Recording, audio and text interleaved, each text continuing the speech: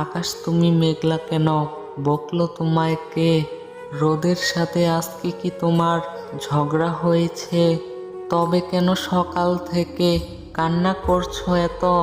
তোমারও কি মনটা খারাপ আমারই মতো? দুঃখ আছে আমার মনে, বলবো আমি কার শনে?